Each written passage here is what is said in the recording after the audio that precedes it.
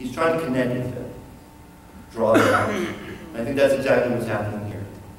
He doesn't want to just, this is what I say, though he will do that sometimes.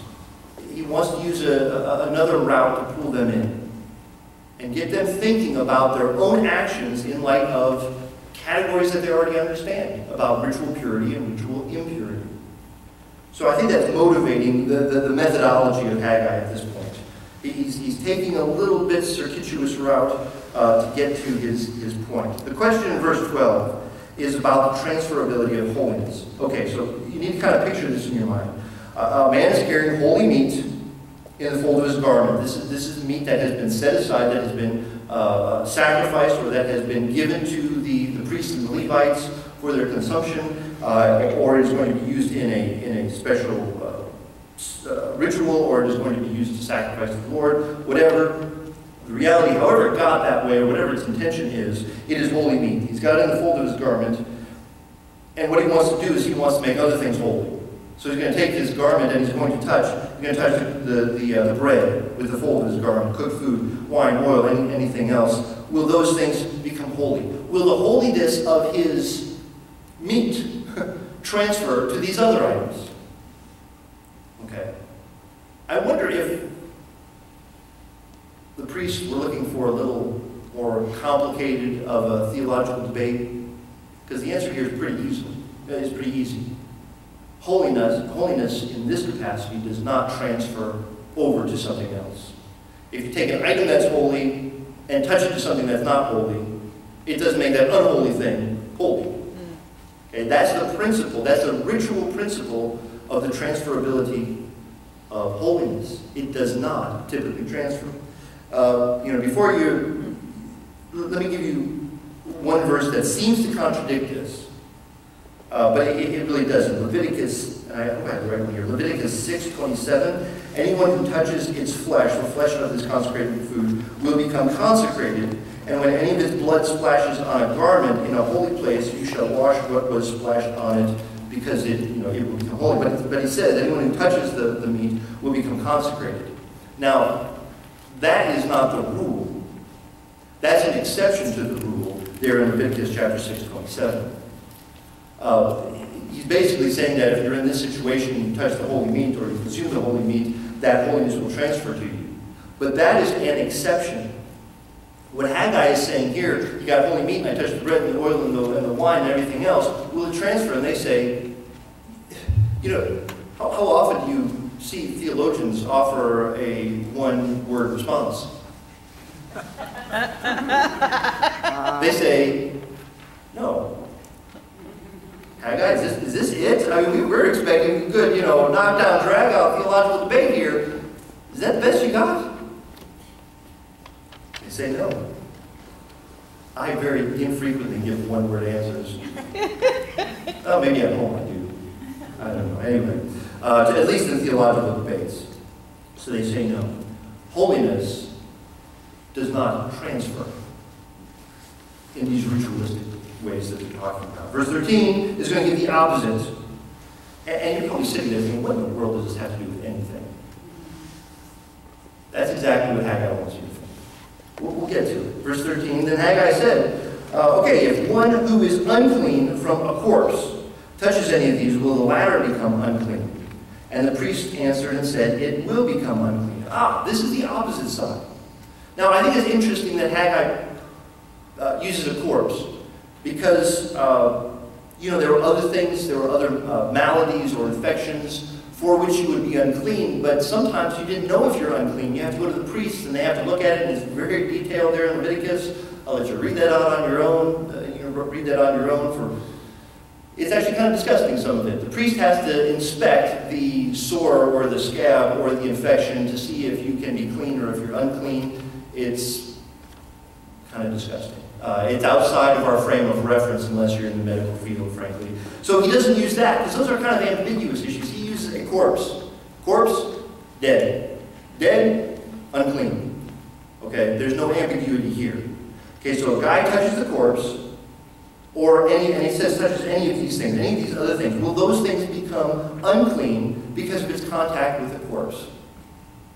They say, yeah, it will become unclean. So it is reversing this issue and pointing toward the transferability of unholiness. Okay, so let me review this. Holiness typically does not transfer. Unholiness, uncleanness, impurity does transfer. It is more typical in human experience for unholiness and evil to transfer than for holiness and purity to transfer. God's people, well, I'll get to that in just a minute. But why is that? What's the greater theological, cosmological reason for that? It is because we live in a fallen world.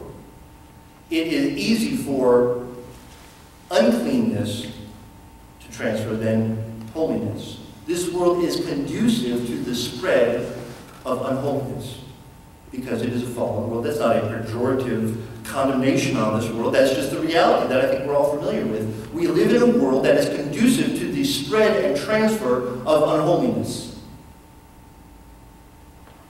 And I know, we kind of want to sit here and say, oh, it doesn't transfer to me. I'm pretty grounded in my faith, this, that, the other.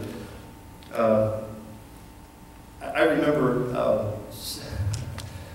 several years ago, I was, we had an Awana program at another church I was at, and I was the Awana commander, kind of overseeing the program. I was also the bus driver. So I was on both sides of the administrative spectrum on that, and then we picked up these kids, really good kids from some underprivileged neighborhoods. And one of the kids, he got on the bus, on the van, I guess, and he's listening to the don, and I don't mind upbeat music. That doesn't bother me. But this was more than upbeat music. You could hear that this was not the kind of music that a young person should be listening to. And I said, man, what are you listening to? I try not to be condemnatory, but what are you listening to? It's this and that author, I don't even remember, a rapper or something like that. And, I said, well, doesn't he talk about the kind of subjects that he talks about? Do you feel like they're appropriate? Abuse of people, beating up people, just language, if nothing else. Oh, this kid said, I knew it. I just knew it. I knew I had it in my trap. Oh, that doesn't affect me. That doesn't affect me. That doesn't bother me. The violence or the language, that kind of stuff doesn't affect me. And I put that away in my head because I thought, I'm going to get back to that with that issue with this young man. When the time is right, when it seems like a good time. I didn't need to pick out an appropriate time to get back with this young man, because him and another young man was brought into my office at the end of that evening because they had gotten into a very significant fight. And I did my commander thing and whatever, and and I dismissed the one, and I had the other in there, and I told him, I said, you said you weren't affected by that stuff. I said, you're wrong. You are affected by it. You know what? Media is very powerful. Martha and I watched a movie recently that ideologically was going in a very different direction than what I would go. When you're cheering for the bad guys, it probably means that the movie isn't making its point very, very well. Or maybe it's making it too well and you're on the other side anyway. And then there was an amazingly moving scene. That was hard not to get wrapped up in because of what the protagonists were going through. And everything I knew and everything about what I knew about the ideology of the director and the producers and Hollywood in general, all that stuff kind of seemed to melt away, and I found myself pulled into the director's ideology. And I felt myself getting teary over this. It does affect us. Evil, sin, spreads through this world very, very easily. Holiness does not. You can sit in church all your life and listen to halfway decent sermons all your life. And it takes a long time for that kind of stuff to sink into our minds. And then you go out and you listen to something else and it just really affects you. And you know it's affecting you in a wrong way. Well, why is that? It's because this world is simply not conducive to the spread of holiness and righteousness.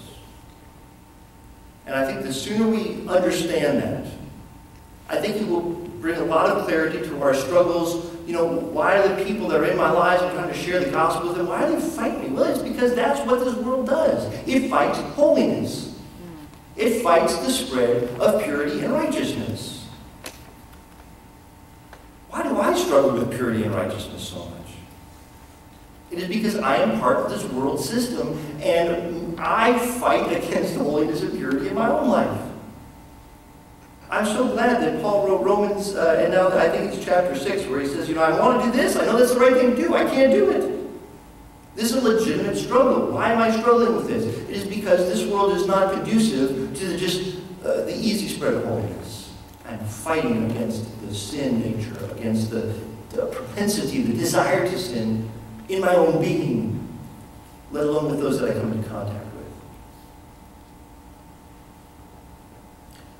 This world is not conducive to the spread of holiness. It was made for holiness. Now that's what's tricky.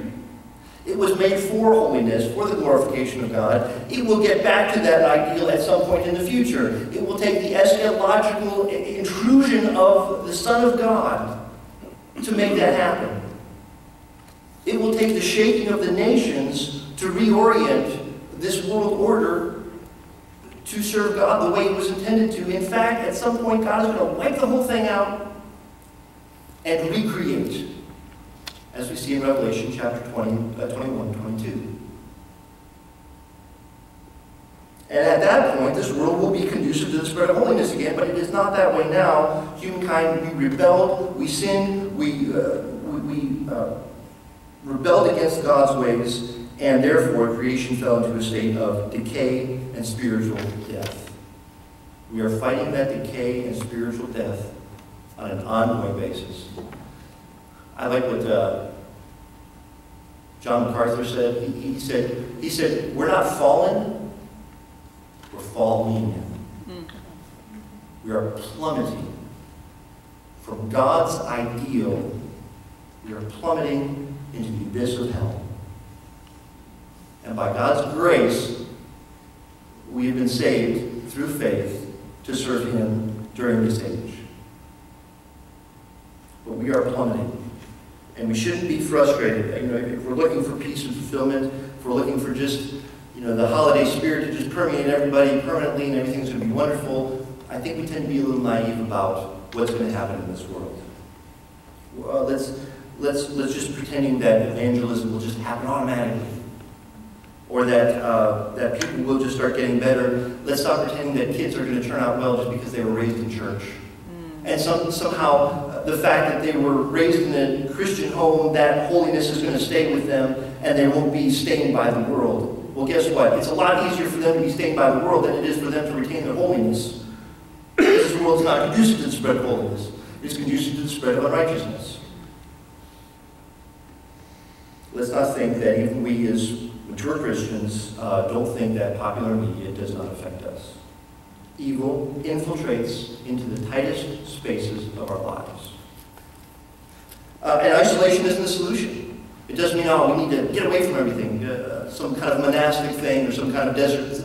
The issue is not we need to escape the world. We are here in this world. I think the solution is conscientious engagement with the world, where we engage them. In fact, Wednesday night we were talking about this. What is our relationship to the world? There's a relationship of evangelism. And sometimes there's a relationship where we need to refute heresy, where there's obvious practical or doctrinal error in someone's life. We need to step in, and we don't run from that. We don't say, oh, don't touch me, unclean, unclean. That's not the point. The point is we need to engage them, but we need to engage conscientiously and carefully. In fact, we read the last 2 or 3 verses out of Jude 22 and 23, I believe it is. Maybe it's 20 and 21. And he says, listen, some of them you got to snatch back from the fire. Some of them you got to be very careful when you to do that. You have to do that fearfully.